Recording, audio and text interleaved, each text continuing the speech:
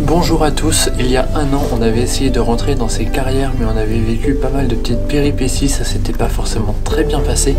Nous revoilà aujourd'hui, on les a enfin trouvés, on a réussi à rentrer à l'intérieur. Je sais pas ce que je peux faire. Merci. Merci à Kevin de me pourrir mon intro, vous l'aurez compris, je suis pas tout seul. Je suis accompagné de Kevin et Salut Franck. à tous. Salut les gars. Et c'est parti pour une exploration de carrière souterraine. Attention, ça peut être très risqué, alors prenez des précautions.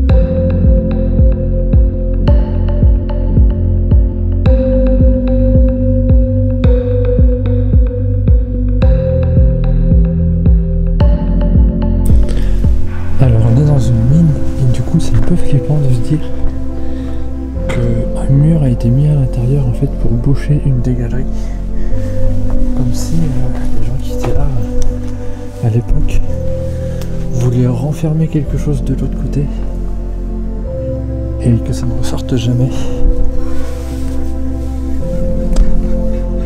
Les gars, c'est bon, j'ai Spielberg, je suis un vrai film d'horreur moi.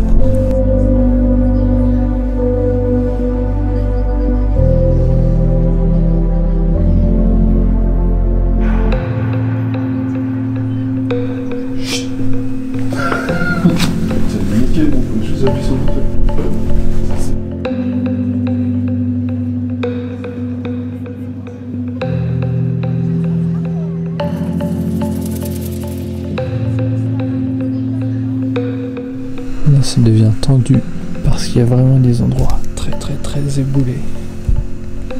Mais on se demande si c'est vraiment prudent d'aller jusque là-bas ou s'il vaut mieux repousser chemin.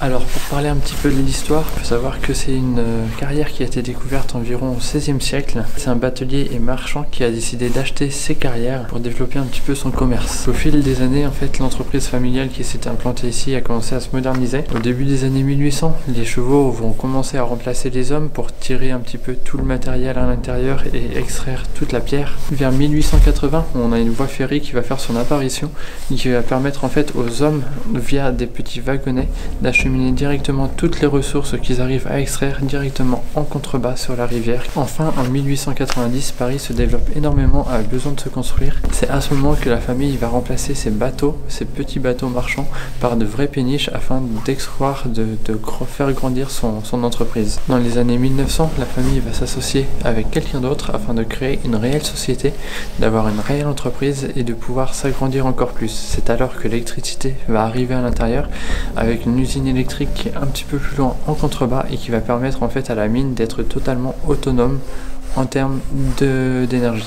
Ça va continuer jusque dans les années 1930 à l'arrivée de la crise économique et après ça va s'arrêter parce que l'entreprise n'arrive plus à extraire et les besoins sont beaucoup moins importants qu'avant. Durant 5 générations, le gypse a été extrait ici avec les mêmes méthodes que pour le calcaire, c'est-à-dire en faisant des galeries carrées au lieu de faire des galeries hexagonales. Ce qui explique pourquoi il y a autant d'éboulements et qui explique un petit peu tous les accidents qui sont survenus dans ces carrières. Après 1930 et jusqu'en 1960, quelqu'un va racheter la carrière pour faire une culture de champignons à l'intérieur jusqu'à la fermeture définitive de cette carrière en 1960.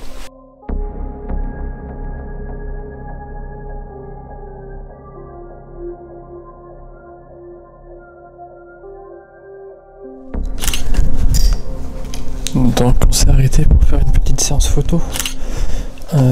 Comme j'ai pris un seul appareil, je ne pouvais pas et filmer et prendre des photos en même temps. Donc ce que je vais faire, c'est que tout de suite là, je vais vous afficher les photos qu'on a pris donc avec les gars.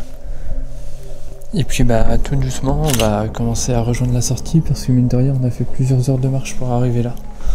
Donc on a quand même pas mal de kilomètres à faire encore.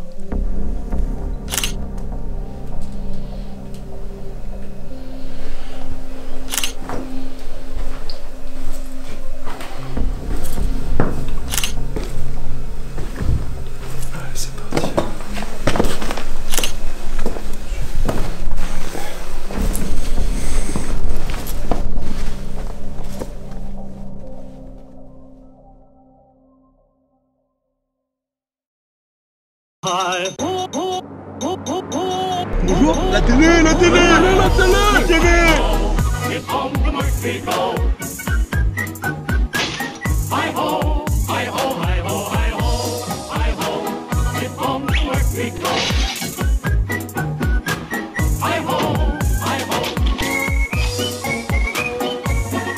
J'ai l'impression de faire Guyane. Est-ce qu'on n'est pas des aventuriers nous ?